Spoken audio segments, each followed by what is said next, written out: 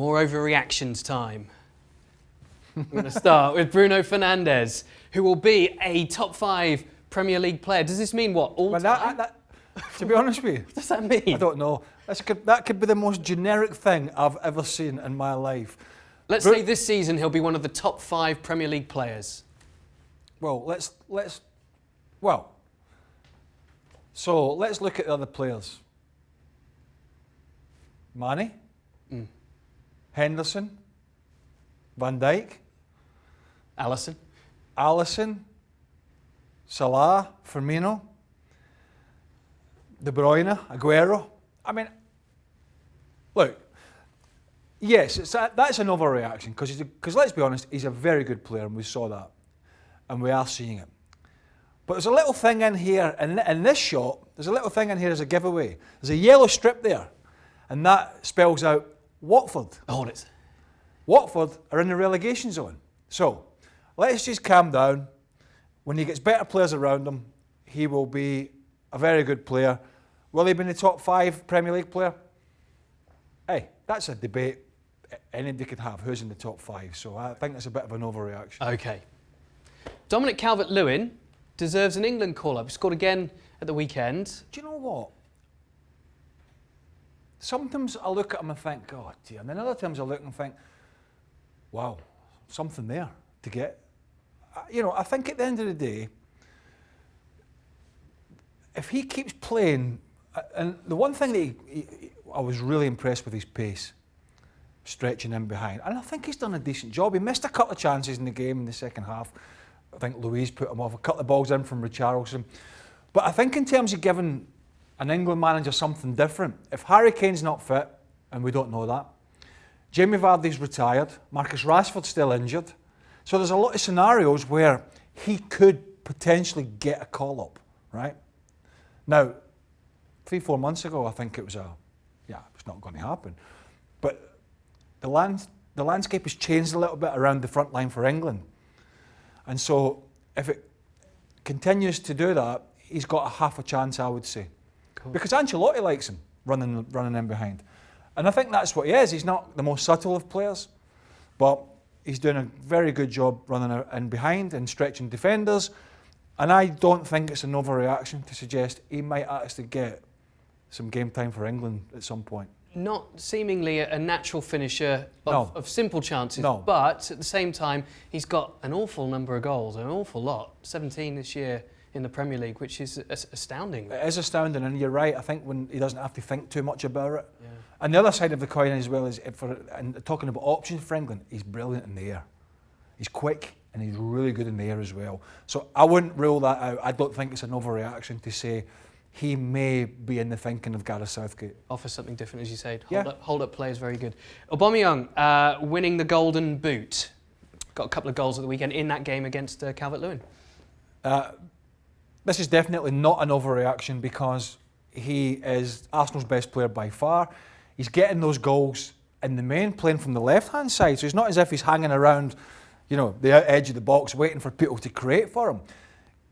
He had his first goal at the weekend was great movement, fantastic movement. When he cut inside Sidibe, who, listen, we can talk about his position. He was too far wide and it allowed a big gap, but you've still got to see it. And the second goal almost impressed me even more because he got his head in and he knew he was going to get clattered, but he was still willing to put his head in. And, you know, he is worth his weight in gold, excuse the pun, to Arsenal. Not an overreaction. Bearing in mind he's playing a side that haven't been great this year and he's still scoring the goals. He could easily be the Golden Boot winner, yes. It would be brilliant to do it in Germany and in England. Yeah. Manchester United finish 4th. Now, I think this is an overreaction for several reasons. One, yes, they're only 3 points behind Chelsea now, or something like that. Caught up very close. Yeah. 3 or 4 points. No, I think having beaten Chelsea. 41 and 44. But I think just because it's beaten Watford at home, you know, They won at Chelsea, of course. Yeah, they did. I'm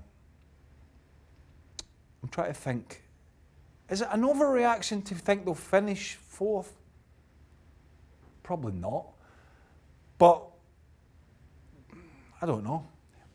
You don't think they will? I don't think they will. I think Chelsea are a better side. Yeah. I think Bruno Fernandes has obviously helped, but I think Chelsea are a better side. And so I think they'll finish fourth. So yeah, it's an overreaction because they beat Watford. It all comes down to whether you think it's an overreaction or whether I got confused. It's not going to happen. Arsenal will finish above Spurs. Wow. I'm going to say they will. I tell you why, because Mourinho's just morphed back into this. I can't. I mean, if you're a Spurs player, I can't wait. I mean, you got the manager say you're in the FA Cup still, you're fighting for the top four, and you're still in the Champions League, right? You go to Leipzig, and yet here we have a manager saying, "This is all I've got." He's basically saying, "You expect me to work with this?" He's not saying that, but he is.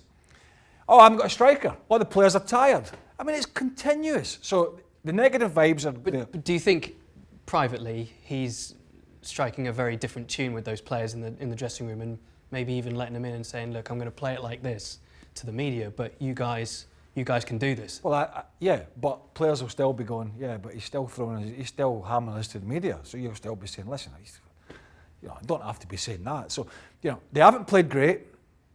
They don't pass the ball well, and obviously they haven't got the front man. But he's making so many excuses at the moment, for I think he's got better players than what he's making out. I get it. And I don't get the tiredness. Oh, they're tired of this and this. Most of them are young guys, right? I think the Arteta factor and the Aubameyang factor are big. They're not a great side, but Tottenham are not playing great either. And they've got a very negative manager. So for that reason, I'm going to say, and I never thought this 3-4 weeks ago, but I do now think they have got a chance to finish above Spurs, and I would not be surprised. In fact, they've got a chance to finish in the top four now. Might be a long shot, but they have a chance. So no overreaction for Arsenal. What's the limit for them? Sky's the limit, apparently. Let us know what you think, as always, below in the comments. Well, thank you very much for watching ESPN on YouTube. For more sports highlights and analysis, be sure to download the ESPN app. And for live streaming, premium content, and let's not forget as well, ESPN FC 7 days a week. Subscribe to ESPN Plus.